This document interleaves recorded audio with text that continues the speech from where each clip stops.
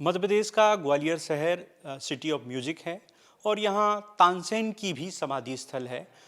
हर बार यहाँ विश्व प्रसिद्ध तानसेन संगीत समारोह होता है। ऐसे में एक और महान संगीतज्ञ हैं बैजू बावरा, जिनका नाम भी इतिहास के पन्नों में दर्ज है।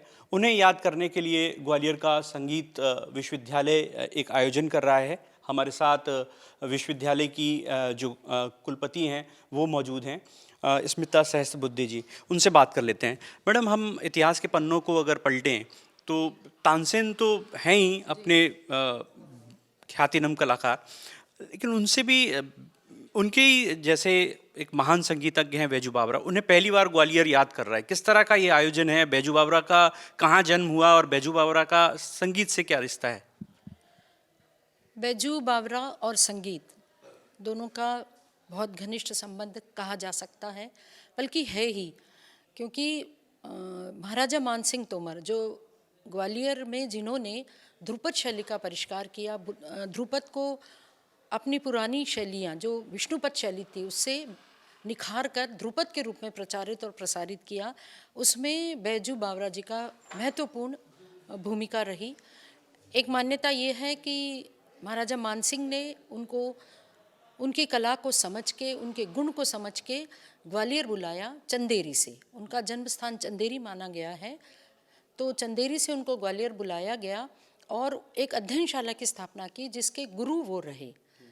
तो उनका ग्वालियर से घनिष्ठ संबंध रहा है। इसी बात को देखते हुए राजा मानसिंह तोमर संगीत एवं कला विश्वविद्यालय एवं प्रयास शिक्षा साहित्य और संगीत पीठ समिति एक है, ग्वालियर की है, उनके संयुक्त तत्वावधान में बैजू बावरा महोत्सव ये त्रिदिवसीय विश्वविद्यालय परिसर में आयोजित किया जा रहा है।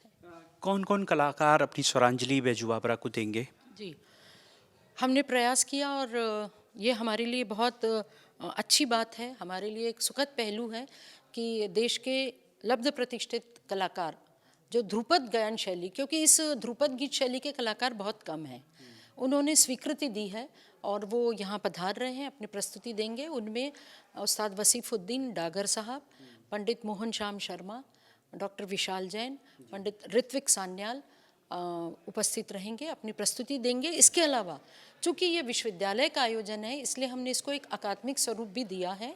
तो पहले सत्र में अकादमिक चर्चाएं होंगी, जो ध्रुपद, जैसे ध्रुपद का सौंदर्य शास्त्र क्या कहता है, या ध्रुपद की प्रस्तुति कैसी होती है, या ध्रुपद की पहले प्रस्तुति कैसी थी, अब कैसी है।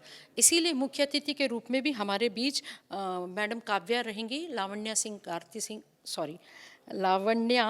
कीर्ति सिंह काव्या आप रहेंगी, जो मिथिला दरभंगा बिहार से हमारे बीच उपस्थित रहेंगी।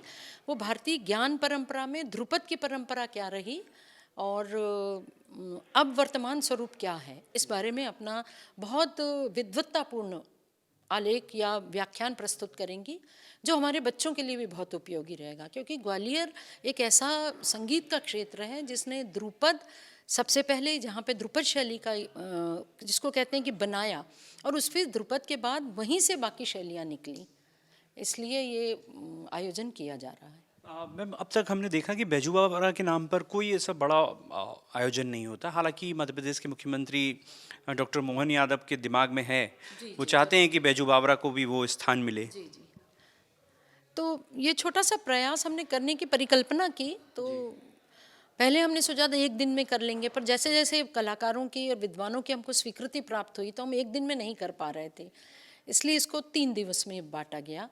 लेकिन हम अगली बार ये कोशिश करेंगे कि तो संस्कृति विभाग से भी हम संपर्क करें ताकि इसको और सुंदर रूप दिया जा सके।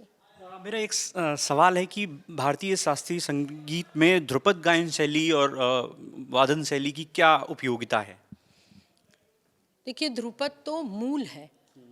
हमारे यहाँ प्रबंध गान पहले होता था, उसके बाद प्रबंध गान से ही ध्रुपद आया, और ध्रुपद का जो मूल स्वरूप है वो आध्यात्मिक है, क्योंकि इसकी पूरी रचनाओं में आप किसी धीर वीर नायक का चरित्र होता है जिसको गान के रूप में लेते हैं। उसके जो स्टार्टिंग भी होती है हरि ओम अनंत नारायण, यही हुआ करती थी। तो ये पूरा आध्यात्मिक है ध्रुपद, और फिर ध्रुपद ही वो बेस है जिससे वर्तमान की ख्याल शैली भी निकल कर आई है। इसलिए ध्रुपद का तो बहुत बड़ा महत्व है। तो देखिए ये बैजू बावरा महोत्सव जो है 3 दिन तक ये चलेगा और तमाम सारे जो ख्यातिनम कलाकार हैं वो यहाँ अपनी प्रस्तुतियाँ देंगे। यहाँ जो विश्वविद्यालय के जो छात्र छात्राएं हैं उन्हें भी तमाम सारी संगीत की बारीकियाँ वो सिखाएंगे। कैमरामैन विजय के साथ प्रहलाद सेन, द प्रेस हिंदी, ग्वालियर।